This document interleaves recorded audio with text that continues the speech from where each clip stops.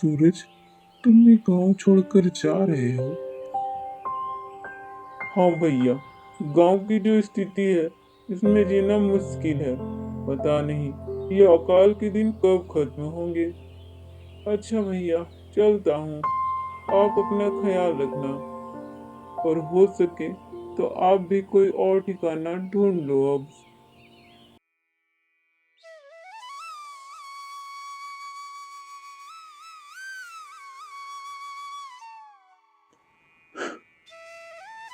लगता नहीं कि अब इस गांव में ज्यादा दिन गुजर बसर हो पाएगा।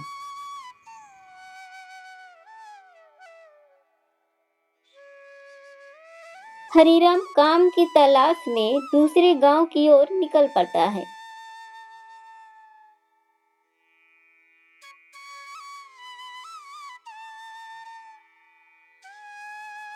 लगता है सभी गांव में एक साथ अकाल पड़ गया है।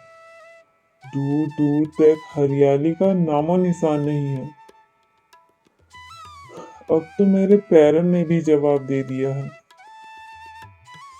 कुछ दूर और चलने के बाद हरीराम एक गांव में पहुंचा, जहां सभी के ऊंचे ऊंचे घर थे। लोग अपने कामों में व्यस्त थे। हरीराम एक पक्के मकान के सामने रुकता है। हरीराम एक आदमी से पूछता है। ये किसका घर है काका? ये यहाँ के चौधरी का घर है। बड़े भले मनुष्य है।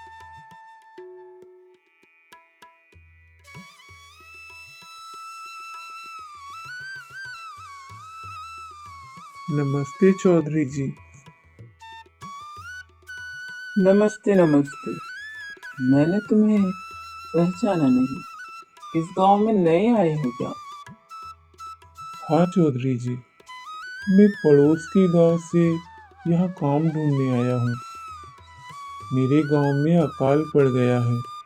अगर आप कुछ काम दे सकते तो अच्छा होता। आदमी तो देखने में ईमानदार और मेहनती लग रहा है। चौधरी जी, आदमी तो तुम देखने में भले लग रहे हो, लेकिन मेरे पास तुम्हारे लायक कोई काम नहीं है। चौधरी जी, आपके पास कोई तो काम होगा। मैं कोई भी काम कर सकता हूँ। हाँ, एक काम है, लेकिन थोड़ा मुश्किल है। तुम नहीं कर पाओगे। आप बस काम बताइए। मेरी एक गौशाला है। वहाँ लगभग 10 गाय होगी। उसकी देखभाल करनी होगी तुम्हें।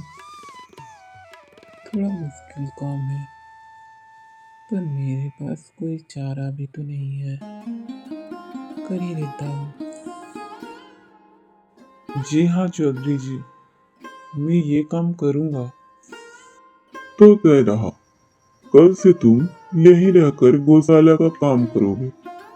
खाना पीना भी यही रहेगा तुम्हारा। और हाँ, तुम्हारी तनख्वाह 5,000 होगी। ठीक है? जी चौधरी जी।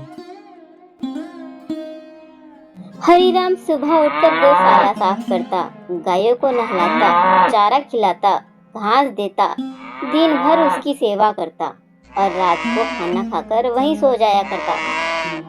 दिन बीतते गए। हरीराम की मेहनत देखकर चौधरी जी बहुत खुश हुए। हरीराम की वजह से गाय ज्यादा दूध देती, जिससे चौधरी जी को बहुत मुनाफा हुआ। एक दिन चौधरी जी ने हरीराम को अपने पास बुलाया और बोला। हरीराम, आज से मैं तुम्हारी तनख्वाह 6,000 कर रहा हूँ। हरीराम बहुत खुश हुआ।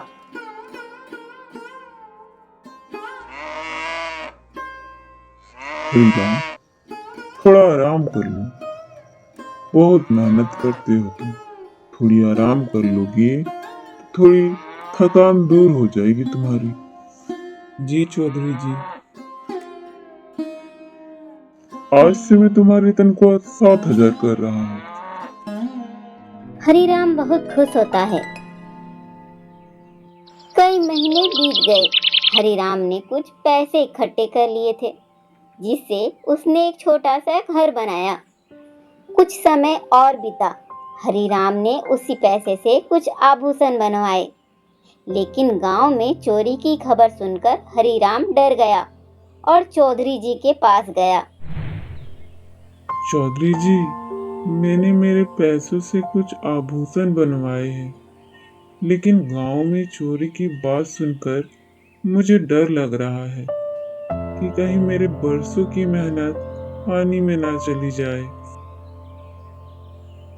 चोरी की खबर तो मैंने भी सुनी है। क्या आप अपने घर में मेरे आभूषण रख सकते हैं?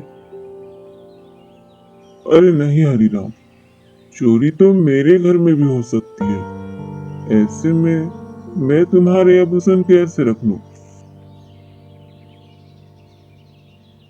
लेकिन तुम एक काम कर सकते हो। क्या चौधरी जी? गांव का जमींदार ये सब काम करता है। उसके यहाँ चौकीदार है पहरे के लिए।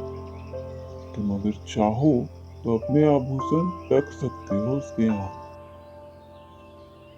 अगले दिन सुबह ही हरिराम जमींदार के पास गया।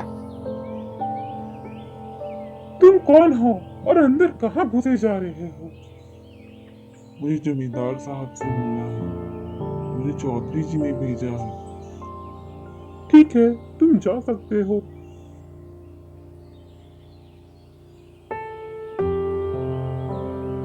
नमस्ते जमींदार साहब।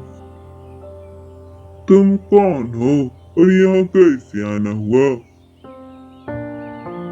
मैं चौधरी जी के यहाँ काम करता हूँ। मेरे पास कुछ आभूषण है जिसे मैं आपके पास सुरक्षित रखना चाहता हूँ।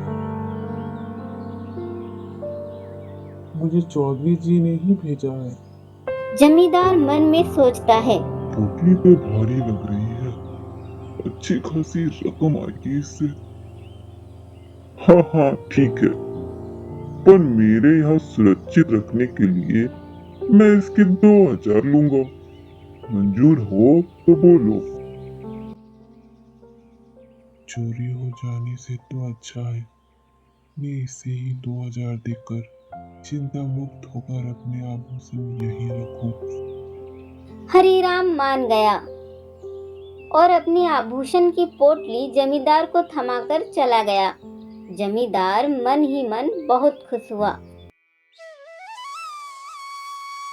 समय अपनी गति से बढ़ता गया। हरिराम अब अपनी शादी के बारे में सोचने लगा। कुछ दिनों बाद ही वह जमींदार के पास अपने आभूषण लेने गया। जमींदार साहब, मैंने जो आभूषण रखने को दिए थे वह मुझे वापस चाहिए। अरे भाई अरे, तुम हो कौन और किस आभूषण की बात कर रहे हो? जमींदार साहब, मैं हरिराम हूँ। चौधरी जी के यहाँ से आया हूँ। याद आया कुछ? जमींदार लालची था। वह जानबूझकर हरिराम को ना पहचानने का नाटक कर रहा था। मैं तुम्हें नहीं जानता। तुम सीधे सीधे यहाँ से चले जाओ, वरना मुझे दूसरा उपाय करना होगा। हरिराम बहुत गिड़गिड़ाया, पर जमींदार ने एक ना सुनी। उसने अपने आदमियों को बुलाया और हरिराम को पिटवाकर घर से बाहर निकाल दिया। हरिराम इस घटना से बहुत दुखी हुआ। चोट के घाव शरीर के साथ साथ मन में भी लगी। वह 2 दिनों तक सिर्फ सोया रहा, काम पर भी नहीं गया। इधर 2 दिनों से काम पर ना आने पर चौधरी जी को चिंता हुई। चौधरी जी हरिराम के घर गए। घर पहुंचकर देखा तो हरिराम दर्द से कराह रहा था। चौधरी जी ने पूछा, भाई हरिराम, क्या हुआ तुम्हें? तुम ठीक तो हो?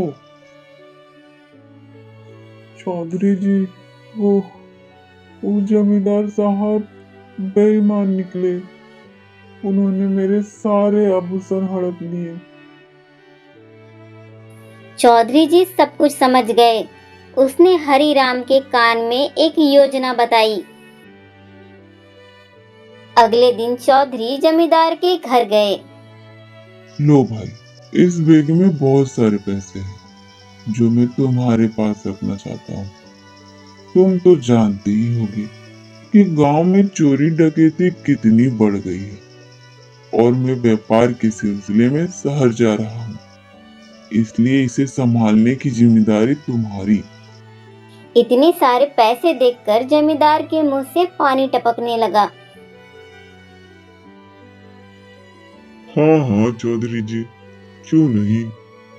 आपकी अमानत मेरी अमानत, बात तो एक ही है। आप बेफिक्र रहिए, मैं तो हूँ ही।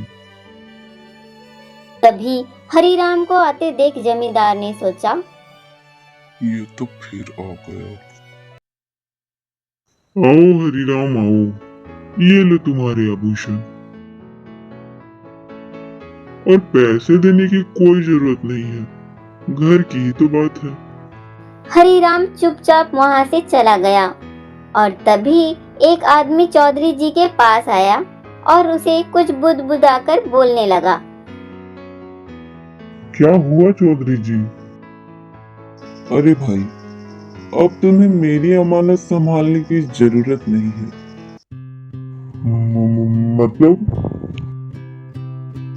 मतलब अब मैं शहर नहीं जा रहा हूँ। शहर से लोग मुझसे मिलने यहाँ आ रहे हैं।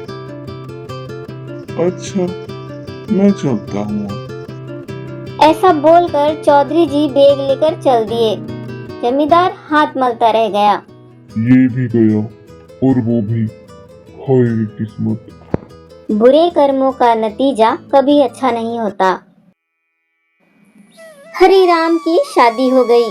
चौधरी जी बहुत खुश हुए और हरिराम की पत्नी को उन्होंने एक सोने का हार दिया।